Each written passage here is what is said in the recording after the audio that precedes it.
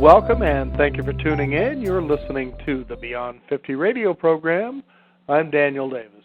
On the program, we try to talk about many things that are considered to be sustainable, but what does that exactly mean? And do we ever get to a point where we just simply run out, and what do we do next? On the program today, we're going to be talking about the end of growth, that is, adapting to our new economic reality. Joining us here on the Beyond 50 radio program is author of this latest book, Mr. Richard Heinberg. Richard, thank you for joining us here on the Beyond 50 radio program. Hi, Daniel. It's good to be with you again. You bet. I remember having you some time ago, and this has actually been a good while ago. We were talking about things such as peak oil and the reality of, are we coming to the end of how basically our economics are pretty much run by oils and fossil fuels. Let's talk about what we mean by the end of growth and adapting to our new economic reality. Right.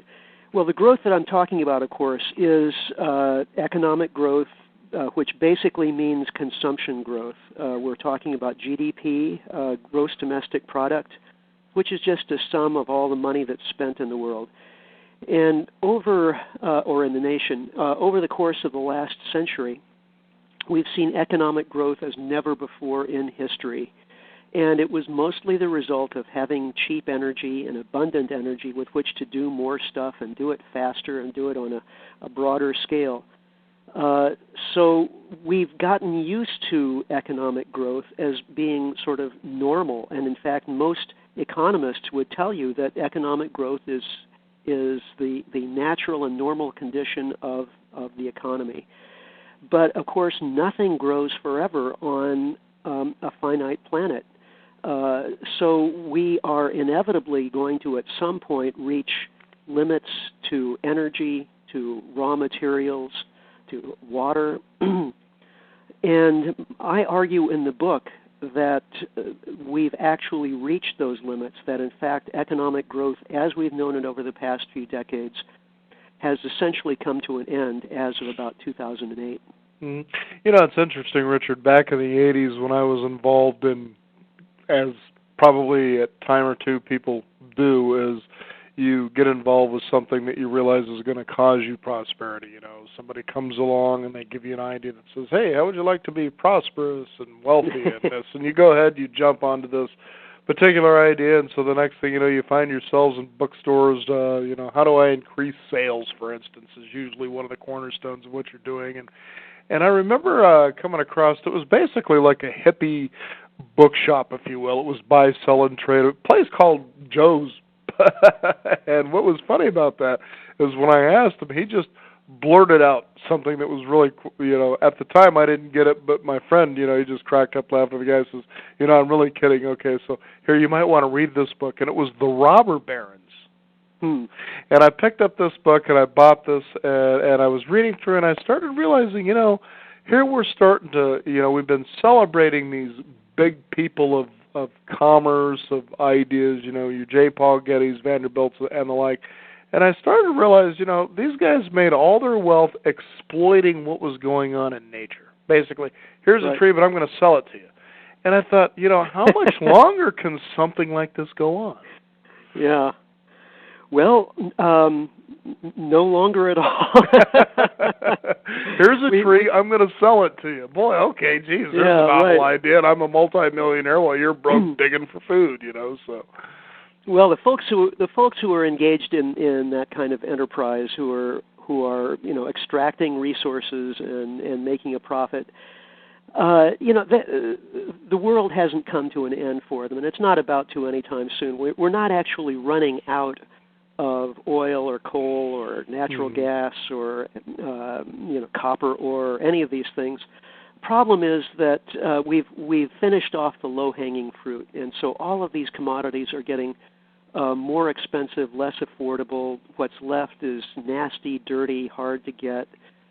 And even though the people who are producing these or extracting these resources are still making a profit, society as a whole is no longer able to extract economic growth from those processes. We've seen that here in the U.S.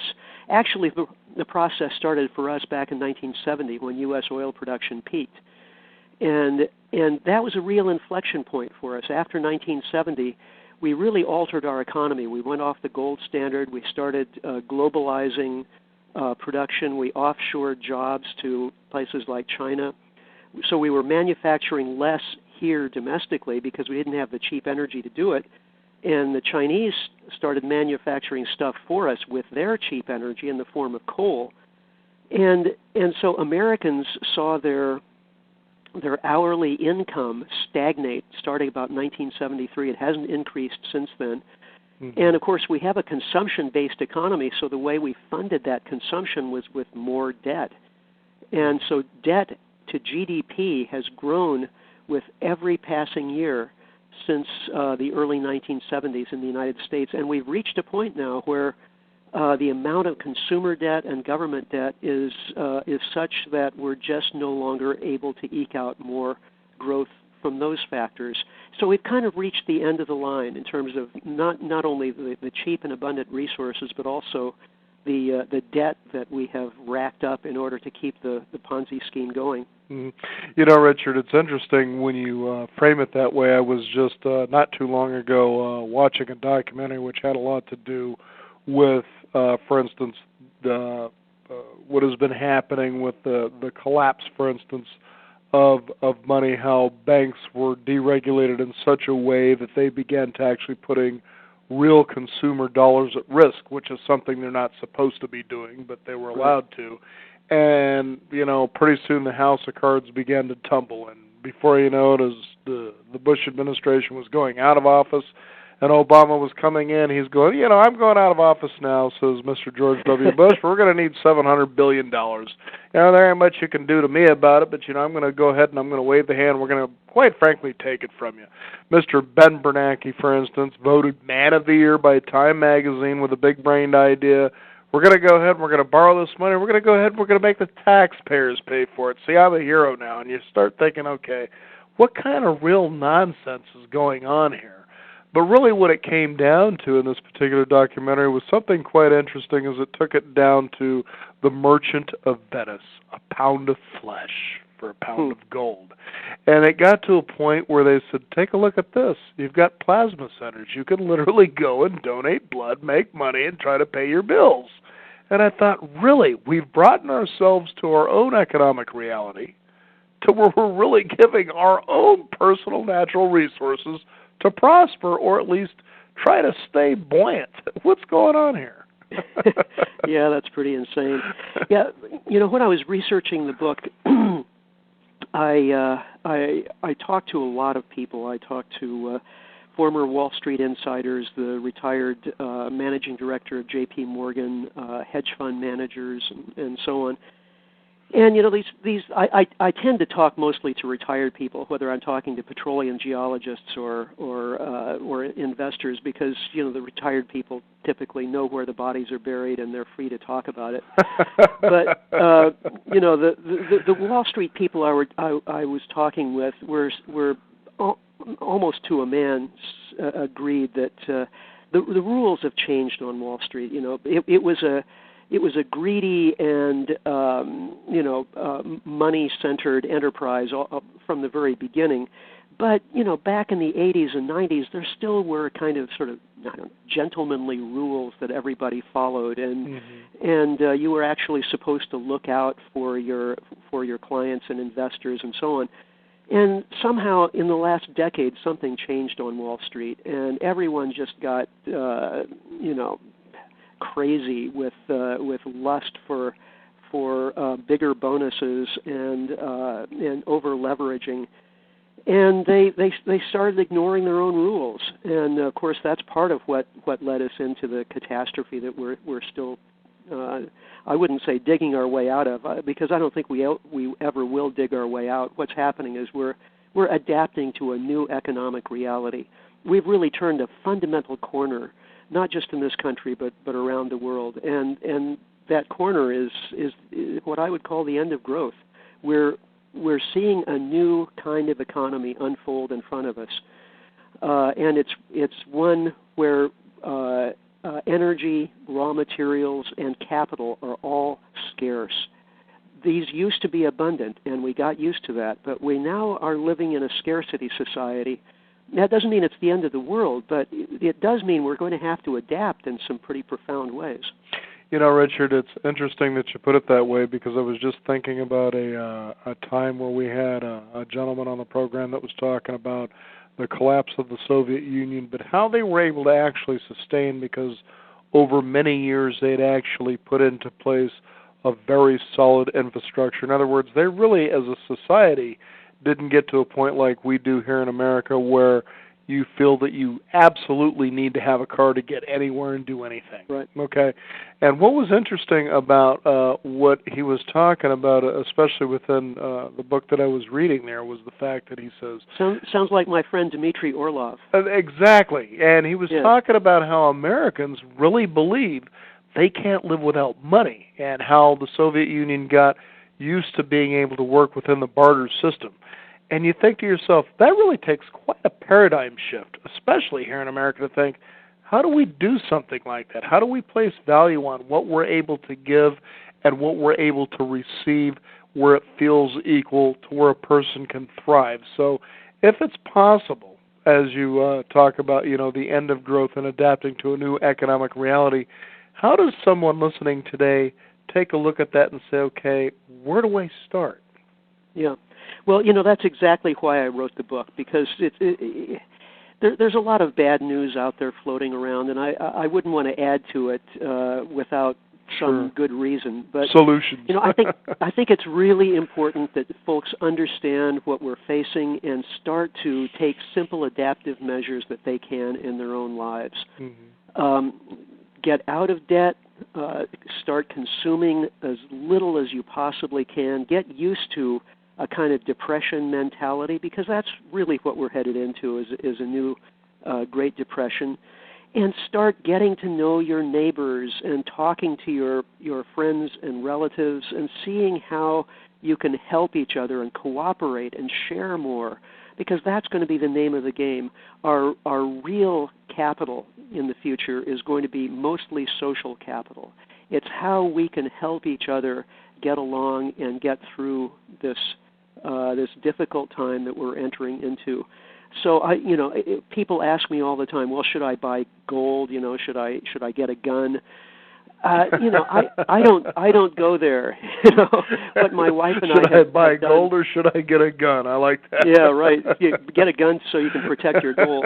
I mean, that's the mentality that's out there. And if we all do that, guess what? We see our bonds of social cohesion all go to hell, and society comes apart at the seams. And no one has anything, ultimately. So the only way we're going to get through this as a coherent society is to work together. And that means reweaving the kinds of social bonds that actually we've kind of let fall apart with suburbia and SUVs and shopping malls, you know, where everything is so anonymous these days. We've got to get beyond that. We've got to start growing more garden veggies in our backyard, keeping chickens, and sharing our extra garden produce with our neighbors across the fence. That's what got us through World War II and the Great Depression, and that's what's going to get us through now. You know, fascinating you should say that. It seems not too long ago I was talking with a woman who was celebrating her 98th birthday, and she was very vibrant, you know, right there, the mental faculties, the whole bit. And I said, 98 years, you've experienced quite a bit here in America, especially when it comes to, I was thinking to myself, economic realities, just the way America was, a real nice cross-section. I was thinking of things like the Titanic and Seabiscuit, for instance, the Wonder Horse. And I said, what was it that happened for you during the Great Depression? She says, quite frankly, we didn't really have that bad of a time, just based on what you were saying, Richard, about creating those gardens, those things that make you sustainable. And in the end, it really doesn't matter how much money you make. You're just like everybody else. You need to breathe, you need to be able to have water, and you need to be able to eat. So really, money is just kind of a way to showing off after all those necessities are taken care of. And each and every one of us, even where we live, have the ability to do that. That's right. Yeah, we've gotten used to a way of life that is, we use the word unsustainable, and Mm-hmm. and sometimes that word gets kind of tired. We use the word sustainable to just mean something that's kind of eco-groovy as compared to other things. Mm-hmm. But if something is unsustainable, it means you can't keep doing it, and we've created a way of life that can't go on. The rate at which we're extracting and consuming resources, turning them into waste, is unparalleled in human history, and it can't go on much longer. So it's actually good that we get off of that treadmill as quickly as possible, and get back to living in a way that makes more sense, that's more humane, that's more in tune with the rhythms of nature around us. Mm-hmm. And when we do that, we feel better. That we're talking about the end of growth, but we're not talking about the end of the world. We're not talking about the end of human life and satisfaction. In fact, it's possible for us to have a better life as we consume less. And that's been shown again and again and again. Americans consume twice as much energy, for example, as Europeans. Mm-hmm. And yet Europeans aren't starving in the dark. And then we could compare Europeans with people in many other countries on the scale of personal happiness and satisfaction. Turns out that, as long as you have the basics, as long as you have enough energy to cook your food and stay warm at night, then there's no real correlation beyond that between consumption levels and happiness. We can be happier as we consume less, as long as we're aiming for that. If we're just aiming, if we believe that it's consumption that makes us happy, then as our consumption levels drop, we're going to be miserable. Mm-hmm. So that's what we have to change. We have to change our expectations, and we have to change what we're aiming for. I think it's fascinating for anybody who's listening out there who might have seen the movie WALL-E. A great little Pixar film there. Ooh. Little robot, here he's on planet Earth, nobody to talk to, and basically his job is to collect all the things that humans have dumped out, but yet there's no humans on Earth. But then it shoots up to these humans who are basically in a spacecraft sitting in chairs with a video screen in front of them, sucking down these Titanic soda pops, waiting for the opportunity to basically get back to everything they've lost. And it's kind of interesting to take a look at that, because that's sort of what a consumption lifestyle, especially here in America, and it's not to bash Americans, but we've gotten to that sedentary lifestyle where we expect things to come to us. Now, I live in Portland, Oregon, and we've got a fantastic public transportation system. In fact, it was voted, I guess, #1 in the country. And you see a lot of people in Portland and around the area riding bicycles. I mean, of all ages. It's just amazing how many bikes you see riding around. And quite frankly, when you take a look at the energy of something like that, it really inspires you. You actually feel better when you step out the day. Like, if my car dies, everything's going to be okay. So talk about what we need to do, not only to adapt to that, but really the advantages of it. Yeah. Well, I can speak from experience. My wife Janet and I have lived in a little suburban home here in northwest Santa Rosa for about the last 10 years. And over that decade, we've put in solar PV, so we get all of our electricity from the sun, solar hot water. We have about 25 fruit and nut trees, a dozen garden beds. We have a solar cooker that we use during the summer months, and also a solar food dryer, so when we get lots of fruit and veggies in the summer, we can dry them free and keep them for the winter. We also have 3 chickens that are real. They're real characters. Freehold chickens. Yeah, right. And so we provide them with lots of entertainment, and they provide us with entertainment, and they also provide us with eggs every day. Mm-hmm. So this is a lifestyle that I can heartily recommend. It's been a lot of work for us to create this kind of situation for ourselves in a suburban neighborhood. But, anybody could do what we have done. This is not rocket science. It takes some hard work over time, but what you end up with is a house that's working for you rather than a situation where you're constantly working for your house. For most people, a house is a money pit. You're just constantly having to fix things and pay for this and pay for that. But we've created a situation where our house is actually providing for us. And the thing is, that's the way life used to be before the consumer revolution of the 20th century. So we're just getting back to normal. Mm-hmm. It's quite fascinating. I was just thinking of the novel that was adapted into a movie, The Mosquito Coast. And, here they were clearing out a way in Central America to basically have that sustainable of-the-earth lifestyle. And they said, that it was such hard work, toiling and doing this, but in the end they found themselves never being happier than they had ever experienced in their entire life. And it sounds like that's exactly what happened to you and your wife, that, it was a lot of work to get to where you're at, but in the end you found yourselves happier. That's quite different from the way that we've approached economics and the way we have been able to, have the kind of lifestyle that we have, where a lot of people just kind of feel empty. Yeah. Well, I think it's really important to get off of GDP as a country. I'm moving back here to more to sort of our economic policy as a country. Right now, everyone is promising that we'll somehow recover from this great recession. And by recovery, they mean getting back to GDP growth. And, of course, technically we've had GDP growth over the past few quarters, but we've paid for it dearly. The amount of GDP growth we've had is, $800 billion, something like that.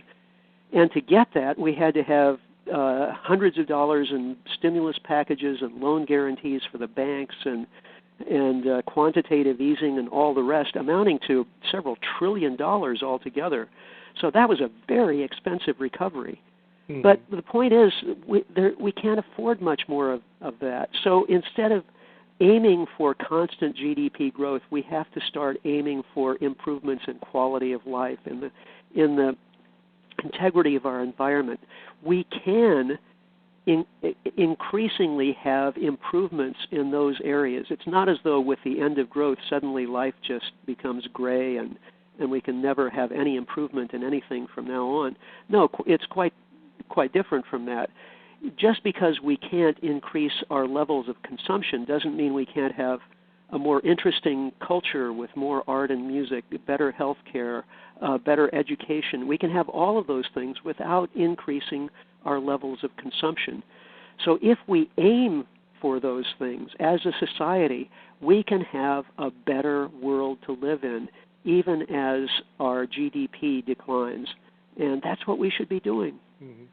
It sounds like the Industrial Revolution, as far as, its occurrence, kind of moved us in one direction where we kind of became separated from ourselves and from others. And now we seem to be kind of going back to the ways before that, which were working fairly well, it sounds like. Yeah.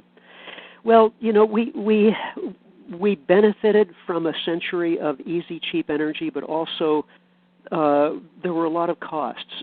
What happened in the early 20th century was that we suffered from the problem of overproduction. We could make so much stuff so fast with all the cheap, concentrated energy at our disposal that people couldn't buy it all. They were used to paying as they went, and their wants were relatively limited. So we had to solve that problem of overproduction in two ways. First, with advertising, to talk people into wanting more stuff that they didn't even realize that they needed, and then consumer credit to help people go into debt to buy more stuff that they didn't need.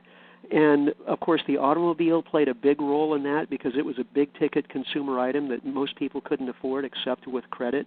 And then house mortgages and finally credit cards. Mm-hmm. And so by the end of the 20th century, we get to the situation where we're all on this treadmill that's constantly speeding up, where we're going deeper and deeper into debt to buy more and more flat-screen TVs and bigger SUVs and bigger houses that we don't actually need. and it's not making us happy. It's making us miserable. Mm-hmm. So the end of all of that, as painful as it may be, is not only inevitable, but I think it's actually going to be very good for us in the long run. It's interesting, Richard, because that's one way that we found ourselves, and I keep remembering there was a gentleman that we had on our program, and this was several years ago, from the Da Vinci Institute, which is basically taking a look at futurist ways of doing things. And he was talking about how basically the banking system was pretty much cannibalizing or eating their young when you talk about giving out credit cards to 16, 17, and 18-year-old kids, who mostly really don't understand the nature of money and how it's earned and used. And it's even gotten even further than just that. It's not just the banking system, but now it's the legal system. To give you an idea of what I'm talking about, a few years ago, I was pulled over because my tags were expired. Whoops, sometimes we can forget things like that. Okay, no big deal.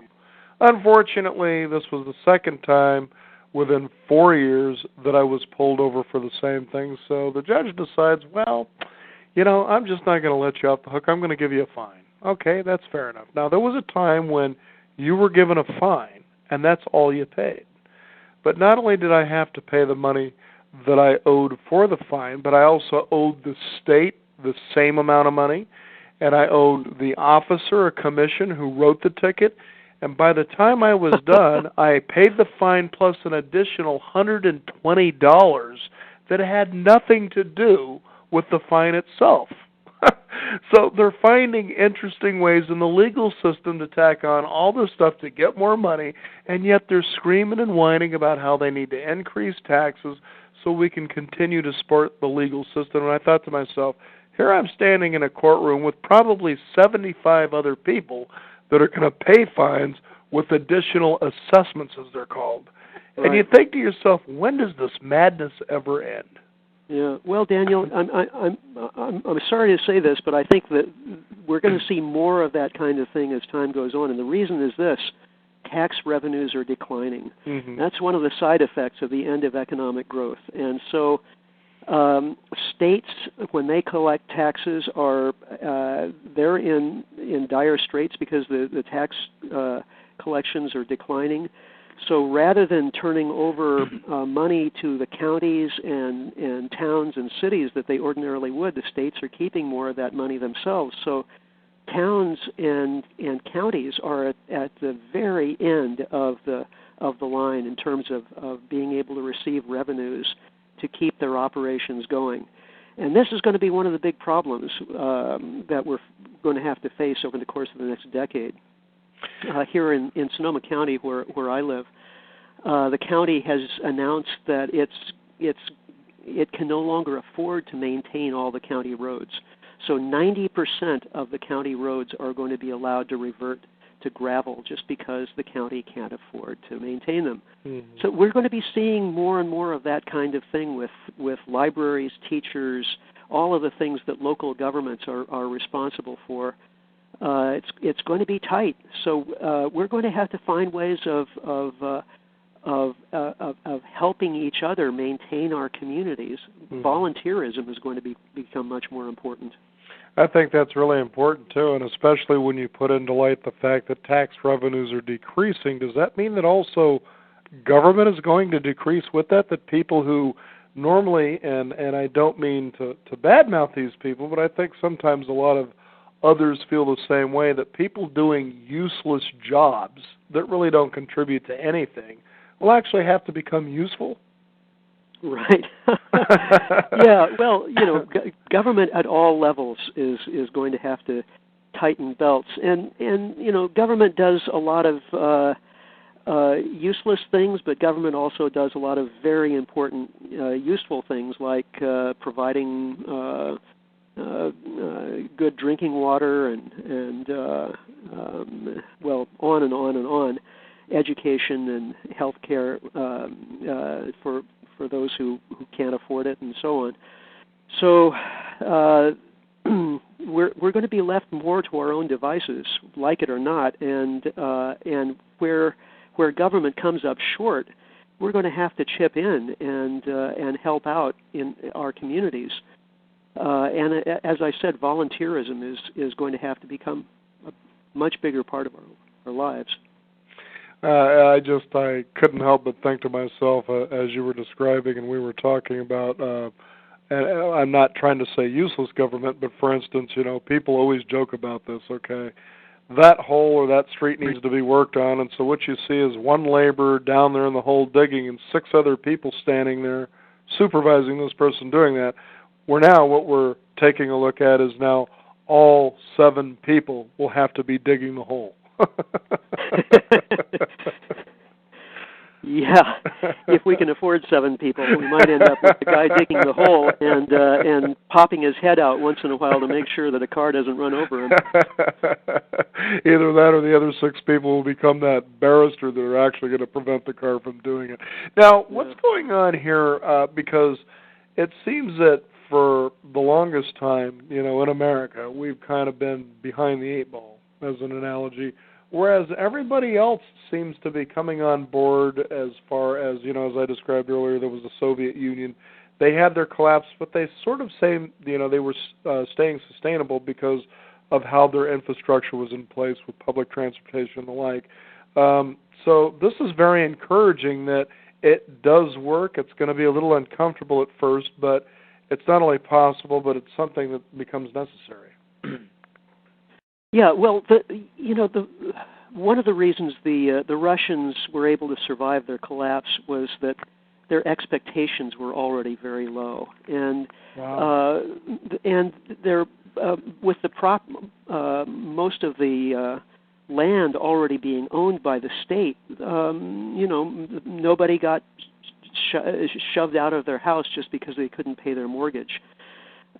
In some ways, as my friend Dmitry Orlov says, who witnessed all of this firsthand, in some ways the Soviet Union was much more prepared for collapse than we are. I think we're going to have a harder time of it in many ways than they did. But that said, it all depends, again, on how we prepare now. How we prepare ourselves and our friends and families and our communities, and how the extent to which we're willing to get outside of our comfort zone and go out and work with other people in, for example, transition towns or resilience circles. These are organizing tools that are being used by people all across the country and around the world to prepare themselves for all of this, to get off of fossil fuels and to relocalize their food systems. And the thing about transition initiatives, which I think there are hundreds of them around the world right now, they tend to look less like a protest than like a party. People actually have a lot of fun getting out and sharing and pitching in. Making their communities more resilient and more sustainable.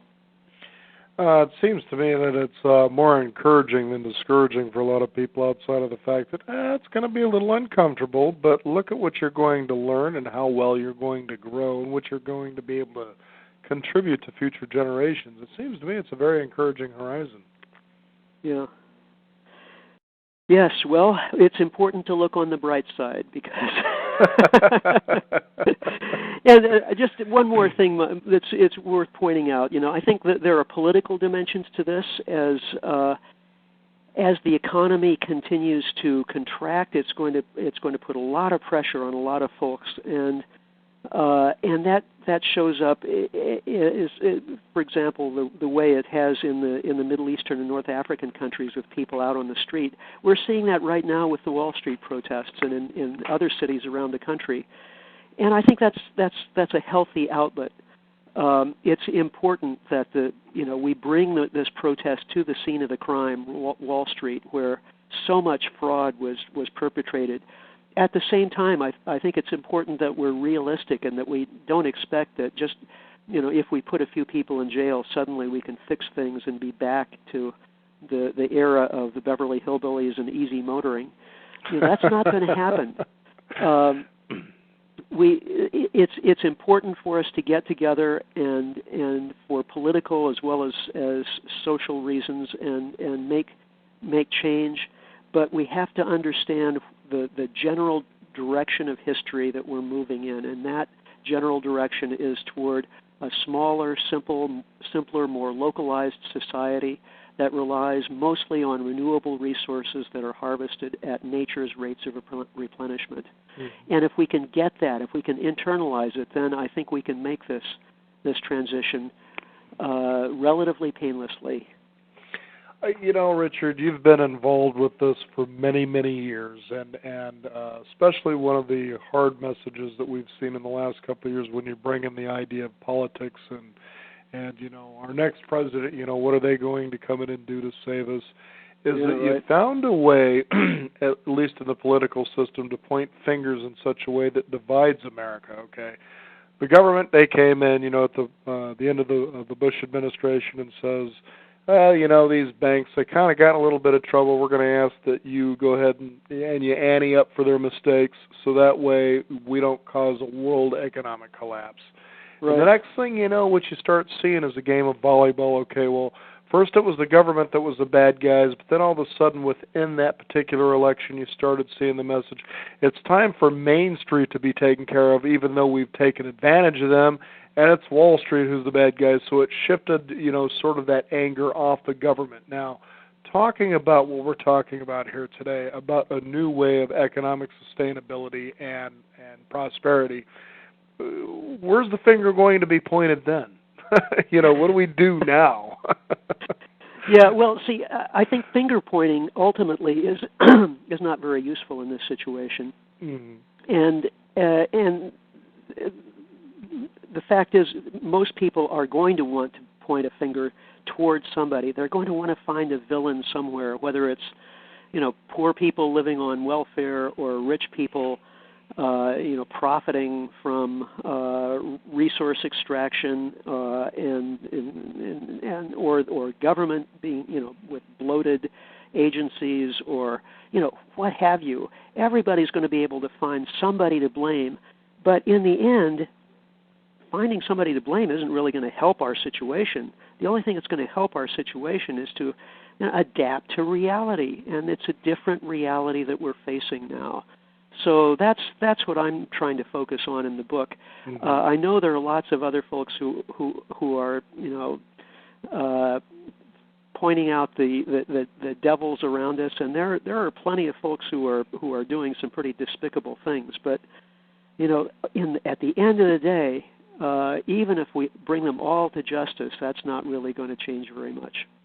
I couldn't agree with you more, especially, I remember, as many of us do, when the attacks of 9/11 had occurred, all of a sudden the big message is, we've got to get out there and spend, we can't let these people keep us in fear and, the ideal of terrorism. But I thought to myself as I walked out my front door and I looked around me, I still seen families playing in their yards, and I seen neighbors willing to say, hello, how are you doing? I thought to myself, what in the heck is there really to fear in the first place? Where did all this come from? And I always believe that it's never as bad as others make us think that it is. Yeah. Yeah. Well, it's important to maintain an optimistic attitude in all of this. Even as there are plenty of things to be pessimistic about in terms of rational forecasting. The idea of the end of economic growth is about some people would say that's about as pessimistic as you can get. But, optimism, in my mind, is not so much about forecasting results. It's more about the attitude that you carry with you as you go through life. It's making the most of what life gives you. And having an optimistic attitude, I think, is going to be one of the most important things in enabling us to be successful as the circumstances around us inevitably change. Mm-hmm.